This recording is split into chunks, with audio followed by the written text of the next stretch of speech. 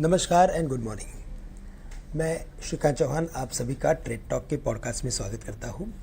और अगर हम हमारे मार्केट्स को देखें तो महीने के पहले दिन ही बाज़ार ने हम सभी को काफ़ी अच्छा एक तोहफा दिया है। मैं कहूँगा यह तो आश्चर्यचकित कर दिया है, क्योंकि हमने अनएक्सपेक्टेडली 200 पॉइंट की रैली देखी। और इस रैली में अगर आप देखें तो कई सारे मिड कैप और स्मॉल कैप स्टॉक्स ने शानदार प्रदर्शन किया। बैंक निफ्टी में भी हमने अच्छी खासी तेज़ी देखी और यहाँ पे भी मोमेंटम लौटते हुए हमने पिछले हफ्ते देखा। इसके अलावा अगर हम बाकी ब्रॉडर मार्केट की अगर बात करें तो कई सारे स्टॉक्स हैं जिन्होंने अपने इंपॉर्टेंट लेवल्स को ब्रेक किया, जिसके ऊपर हम चर्चा करेंगे। लेकिन सबसे पहले हम ग्लोबल मार्केट्स की तस्वीर को देख लेते हैं। ग्लोबल मार्केट्स में अगर आप यूएस मार्केट्स के स्पेसिफिक परफॉर्मेंस को देखें तो शुक्रवार के दिन में हमने इनमें एक हल्की सी तेज़ी देखी, और उसका सबसे बड़ा रीज़न यही था कि वहाँ के जो अनएम्प्लॉयमेंट के जो नंबर्स आए वो कुछ हद तक बढ़ के आए, और इसी वजह से जो आने वाली पॉलिसी है उसमें रेट की दरों में हमें लगता है कि पॉज का ही इशारा दिखेगा। ये अगर सेंटिमेंट के साथ अगर हम वर्ल्ड मार्केट्स को देखें तो एशियन मार्केट्स में तेज़ी बनी है, लेकिन जो डॉलर इंडेक्स है वहाँ पे भी हमने एक अच्छा खासा मोमेंटम देखा। 104 प्लस अभी डॉलर इंडेक्स आ चुका है, और ब्रेंट क्रूड के दामों में भी अच्छी खासी तेज़ी हुई है। ब्रेंट के दाम अभी $89 के करीब आ चुके हैं, डॉलर इंडेक्स 104 के ऊपर है।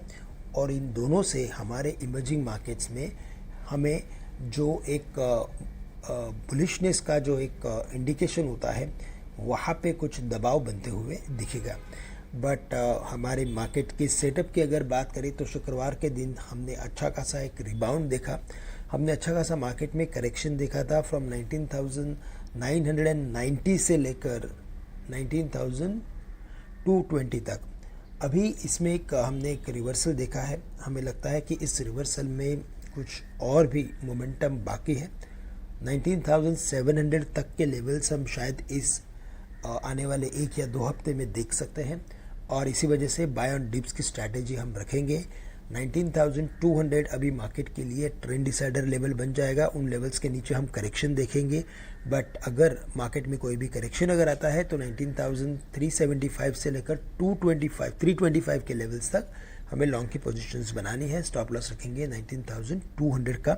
19,500 एक रेजिस्टेंस रहेगा, 19,575 और उसके बाद 19,675। इन लेवल्स के लिए हम मार्केट में कुछ मोमेंटम की बेसिस पे पोजीशंस बना सकते हैं। बैंक निफ्टी के लिए अगर देखा जाए तो 44,200 का एक इक्विलिब्रियम लेवल है। इन लेवल्स के नीचे वापस से बैंक निफ्टी 43,800 तक करेक्ट हो सकता है। ऑन द हायर साइड 44,700 से लेकर 44,950 या 45,000 के भी लेवल्स हम बैंक निफ्टी में देख सकते हैं। निफ्टी आईटी इंडेक्स में अच्छी खासी तेज़ी बनी है। एक इम्पॉर्टेंट क्रूशियल रेजिस्टेंस के करीब आ चुका है। 31,700 के ऊपर इसमें शॉर्ट कवरिंग देखी जा सकती है, और अगर 31,700 के लेवल्स को अगर निफ्टी आईटी क्रॉस करता है तो हम कुछ लार्ज कैप कंपनीज में जैसे कि इन्फोसिस, टीसीएस और विप्रो जैसे स्टॉक्स में हम तेज़ी लौटते हुए देख सकते हैं। बट अगर हम कुछ स्टॉक्स और सेक्टर्स की बात करें तो पिछले हफ्ते हमने रेलवेज, पावर और पीएसयू बैंक्स में अच्छी खासी तेज़ी देखी। Specifically BHEL, NTPC, Tata power जैसे स्टॉक्स में हमने अच्छा खासा मोमेंटम देखा। बीएचईएल ने 135 के ऊपर का क्लोजिंग किया है, सो अबाव 135 जो नेक्स्ट लेवल ऑफ रेजिस्टेंस उभर के आ रहा है वो आ रहा है बिटवीन 145 से लेकर 150 का। एनटीपीसी में 230 के ऊपर की क्लोजिंग है, जो एनटीपीसी को 250 से लेकर 255 के लेवल्स तक लेके जा सकती है। उन्हीं लेवल्स के करीब एक बड़ा रेजिस्टेंस है। और अगर टाटा पावर की बात करें तो वहाँ पे भी जो मोमेंटम बना है उस मोमेंटम के बेसिस पे 250 के ऊपर 270 के लेवल्स ये दर्ज कर सकता है। 270 के करीब टाटा पावर ने एक बेरिश गैप छोड़ा था जब इसमें एक बड़ा सेल ऑफ आया था, तो इन लेवल्स पे तो हमें फोकस करना ही है। साथ ही साथ पीएसयू बैंक से पीएनबी और कैनरा बैंक, इन दोनों में हमें लगता है कि मोमेंटम जारी रहेगा।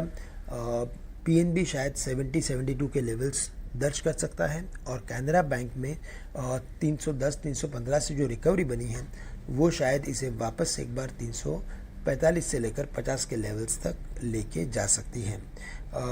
पीएसयू बैंक्स के अलावा अगर प्राइवेट बैंक्स की बात करें तो वहाँ पे हमें लगता है कि एक्सिस बैंक में एक रेंज बाउंड एक्टिविटी देखने मिल रही है, लेकिन ये स्टॉक अपने ऑल टाइम हाइस के काफ़ी नज़दीक है और 970 980 के करीब का रिवर्सल पैटर्न हमें लगता है कि इसमें और भी बुलिशनेस जनरेट कर सकता है। तो दोस्तों आज के लिए बस इतना ही। आप सभी से मैं आज के लिए विदा लेता हूँ और आप सभी के लिए आज का दिन मंगलमय रहे। धन्यवाद।